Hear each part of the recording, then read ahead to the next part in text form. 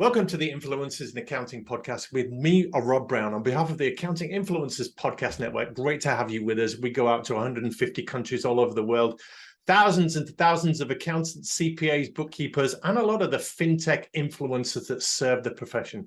I'm thrilled to have with me today, back for the second time, the head of CFO University, it's Steve Rosvold. Hello, Steve. I'm doing great, Rob, and it's wonderful to be on your show. Steve, just for the benefit of people that may not have heard your last interview, we talked about the changing role of the accountant, the changing role of the accounting and CPA qualification. Do you just want to summarize for us a couple of the key points that came out there for you?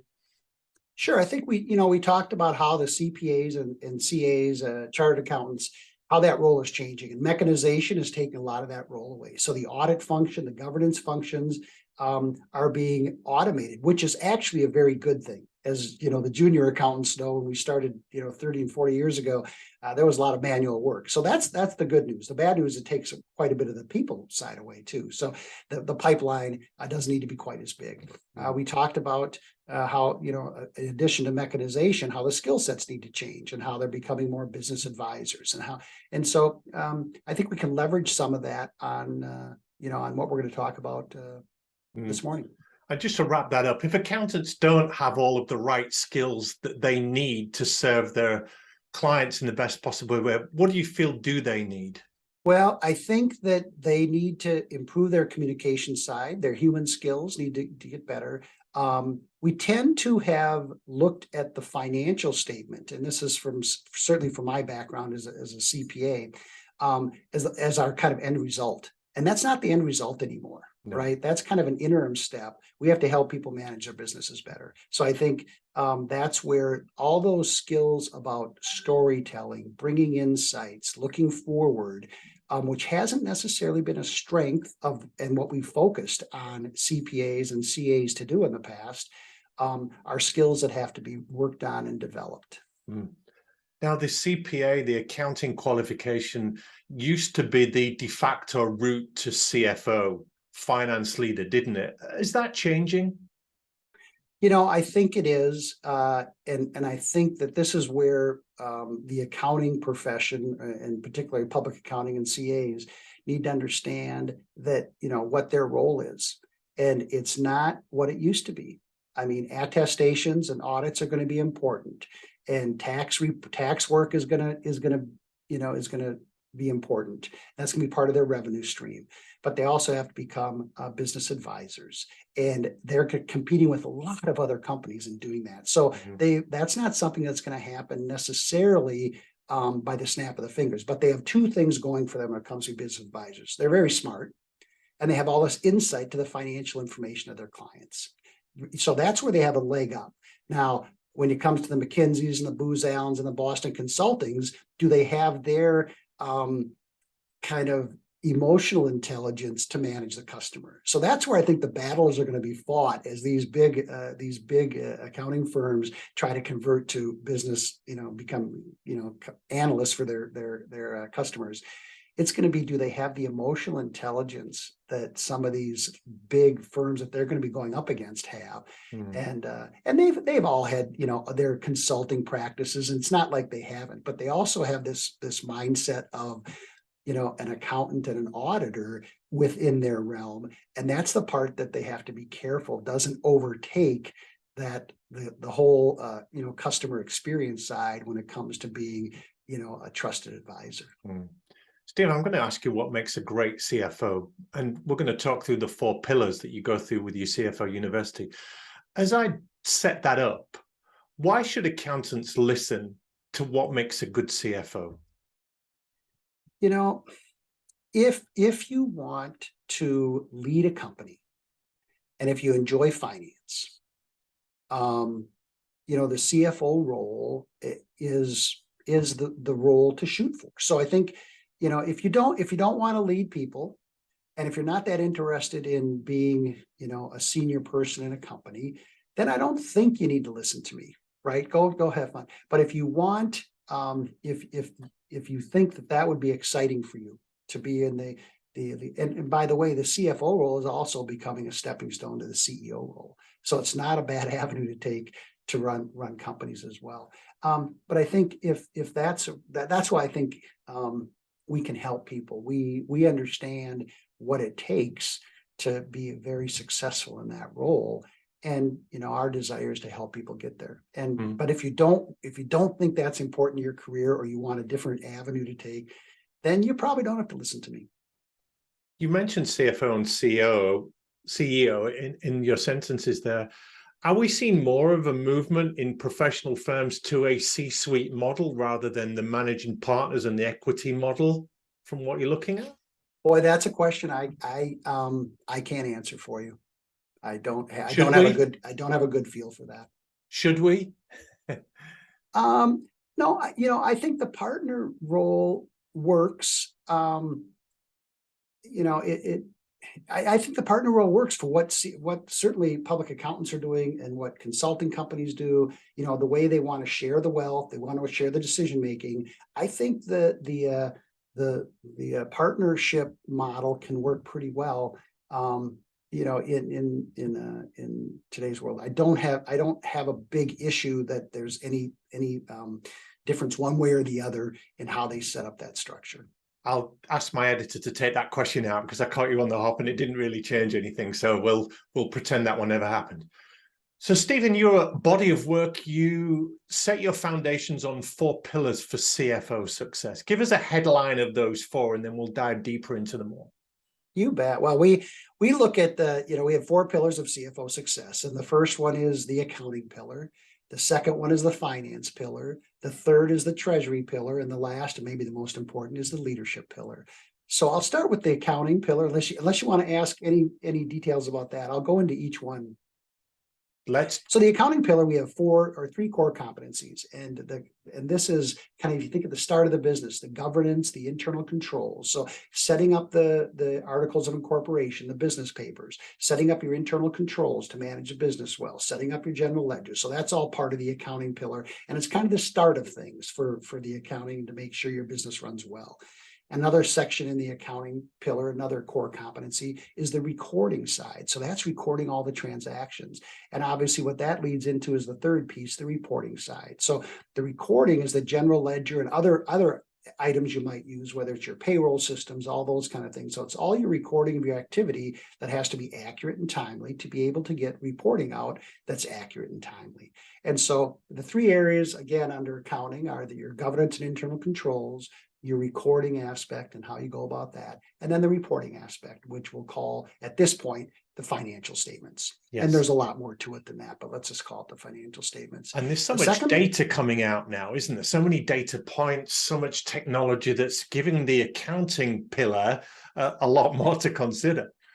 Well, there's all the compliance. And I just did a talk not too long ago on ESG requirements. And, yes, there's 3 ESG, bodies setting up their requirements for reporting. And some companies have to comply with all 3. So now all of a sudden, you've got your other statutory reporting for finances. You have your compliance reporting in all kinds of other areas. And now we're going to put ESG on top of that. And so, you're right. You'd think that old historical piece that, we all kind of, want to shun away from, that is taking more work, not less, right? And the tax space, the regulatory space, things are ever changing there, aren't they? All the new statutes and rules that are coming out that accounting has to stay on top of. Yeah, it's not getting easier. That's the fact that technology helps us a bit, but it's still, there's more and more coming at you. So that's kind of the accounting side of things. And when I look at finance, and a finance is the handoff. So there's a handoff taking place between accounting and finance, and call it historical to the future. So finance is all your budgeting and planning is one of our core competencies. So how do we go through the budgeting planning process? Another side is the forecast. So the rolling forecast, how we put forecasts together. And the third area under finance is investment analysis. So that's when we're looking at how do we use that capital? Are we going to invest in plants? Are we going to invest in people? How are we going to grow our company? So the finance pillar has these 3 core competencies again, and it's budgeting and planning, it's forecasting, and it's investment analysis. Our third pillar is the treasury pillar, and this is the cash pillar. So this is pretty important for a lot of companies, but it has to do with, so the 3 core competencies under treasury have to do with cash management. So how well are you managing cash? Every company has that need. The second pillar is fundraising. Now, some companies, if they're internally funded, may not do fundraising. So they may not have a bank that they're borrowing money from, or they don't need to raise money through new investors. But that's in most CFO roles, that raising of capital is an important area. And we have that under the treasury function. And then when companies take on third-party debt, so when they're taking on debt or if they're raising equity capital, what happens is their risk management has to go up because all of a sudden they have to be aware of third-party reporting and things like that. So our risk management, which if I kind of connect the dots between risk management as a core competency and governance and controls, they're very related. So now we kind of go back to our accounting pillar, connected a bit to our treasury pillar in the risk management. But risk management is governance and control on steroids. So all of a sudden you're worried about a lot more things because you have third parties that you have to report to. And they're asking you for things that you haven't asked for as an individual sole proprietor before. So again, treasury has three pillars, or three core competencies: cash management, fundraising or capital raising, and risk management. And the final pillar is leadership. And this really defines, so all those other things can be done by individual contributors or managers. Leadership has to do with, can you run the whole organization? And so we teach leadership under kind of a stair-step approach. And the first is self-awareness. So being self-aware of how, what your capabilities are, how others perceive you is an important part. So we start with self-awareness. The second area we go into then is team building. So we want to build our team. And the third area is developing strategy and culture, obviously kind of where you're really leading an entity.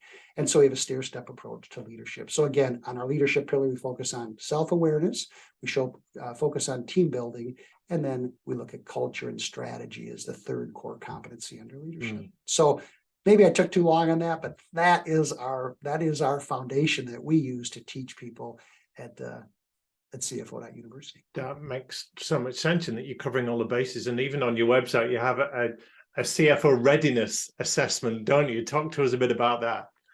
Well, and the CFO Readiness Assessment is meant to, it assesses all 12 of those areas, those core competencies. So an accountant could go on there and assess the finance leadership capabilities. Exactly. And it's more experiential. So it isn't, we're not trying to grade you in how good you are at something, but want you to help you understand how your experience fits in. And so what you find a lot of accountant, for example, they do very well on the accounting pillar. FP&A people do very well in the finance pillar, and somebody who's been on the cash management side does well in the treasury pillar. That's pretty common. Then where the leadership is where they get differentiated. And so it's a 60 question. It only takes 10 or 15 minutes to do, but you get a nice report out that says and how we use that with our students, our member scholars, is we use that to target their lower scores. If they think they need those lower scores to move up the rung, we want to make sure we focus our coursework and their tools on that.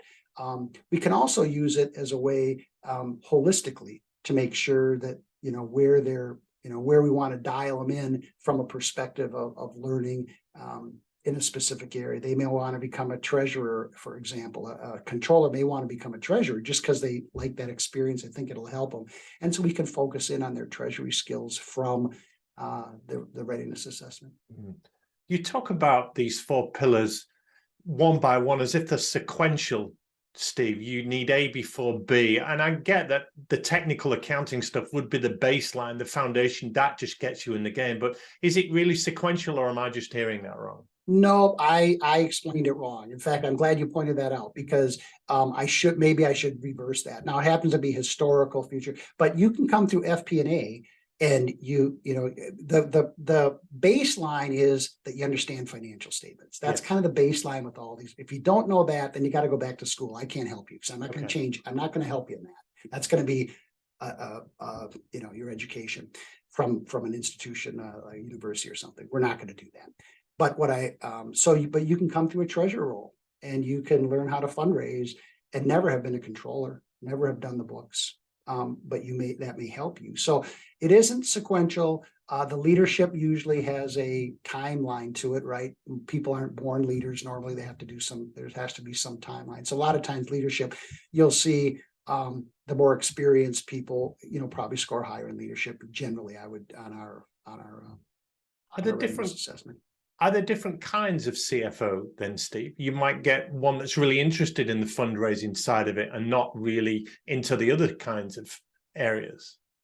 Very much. I mean, that you look at a startup and they need, really great capital raising skills, right? And so certainly there are all kinds of different levels, depending on the company. A lot of times a manufacturing company will have strong accounting skills because the cost side of that's really important, and a lot of cost accounting, kind of falls in that area. And so depending on the industry and the role of the specific needs for the company, you have many different types of CFOs that have different skills. So to say that, my FP&A skills aren't very good, so I can't be a CFO, that's not necessarily the case. You may find there may be fits for you still, even if you're, if one of those skills aren't super high. So yeah, there's a lot of different CFO roles that, it certainly isn't a, one recipe. Mm. I took a master's in human resources after I finished teaching. And one of the decisions they asked us to make pretty quickly was, are you going to be a generalist or a specialist? Do you want to be in human resources as a general role? Or I actually went into human resource development, which was more along the people development side, the skill development, because of my teaching background. When you look at the CFO role, are we seeing a fragmentation of CFOs insofar as you can't be good at everything and you don't need to be good at everything and you can't possibly know everything? So speaking to team building, would you get other people around you and make sure you cover all the bases? That's really a good question because yes, definitely. And in fact, I would say there's a level, there's a role at large public companies where a lot of times the CFO has never had isn't a finance person. Yeah. And they don't, and so they're big enough. They have a great chief accountant. They have an FP, so they're able to supplement that. So in the very, very largest corporations, a lot of times they're looking for a different skill that might not even be one of the 4 pillars. Right. But those are big companies, big public companies. Once you get down below, I don't know, a couple $1 billion in turnover, maybe a little more than that. But the CFO role then, usually depends on those skills, and some of those skills might be more important than the other. So we talked about startups needing capital raising, and that's a real specialty. So, being in a startup, being in a venture-backed company, having experience in a venture-backed company, that's a skill set that, because then the relationship between the owners becomes so much more important. Manufacturing, we talked about that. So yeah, there's a lot of skill sets that rely on different parts of those pillars more than others. And some of those are on the leadership side or the soft side. And again, I would say, the venture capital side, being owned by a venture capital company, normally, that's a different, that they like to have CFOs who have worked with venture-backed companies more because they have better understanding of how that environment's going to work for them. So that's more of a soft skill than being able to do the accounting or being able to do the finance or being able to do treasury. We've hinted at the downward pressure on compliance fees, how that's been undervalued, and accountants are increasingly being expected by their clients to step up into advisory roles and consulting roles. And perhaps the pinnacle of that would be an interim CFO role or acting as an external CFO to the companies that they serve that perhaps haven't got a CFO themselves. Are you seeing that happen more and more? I'm seeing that happening more than certainly we did. You remember at Enron, when Enron went bust and Sarbanes-Oxley in the US came out, I think it was kind of a global thing, but certainly in the US, the CPA firms had a real struggle with offering services to clients they were auditing. So that independence piece still comes up, but I do see it a lot more. I mean, there's not a CPA firm in the US that isn't trying to give some other kind of advisory services. Now, again, you have that wall of independence. You got to be careful. You're not auditing somebody who you've told them how to run the business, because then you're just auditing yourself. And you have, so there's still, and that is a tough place for that. That's a tough place for the attestation or the audit side of things, because if you're going to attest to something and you've had a big influence on it, you can never have that independence. So that's one of the big, boulders that they have to push away, and I don't know how they're going to do that. That's going to be that's a big shackle on the legs of the accounting firms, because they have a hard time offering those services and then staying independent. So one of the things that good trusted advisors do in accountants is to advise their business clients on growth and even hiring. So yes, it's okay with a £2 billion company and they have the CFOs and the huge team around them, but for the small and medium businesses, at some point they're going to have to take on a CFO. What would an accountant say to a business that would convince that business owner or entrepreneur that they are ready for a CFO to come into that company, whether that is the accountant or another hire?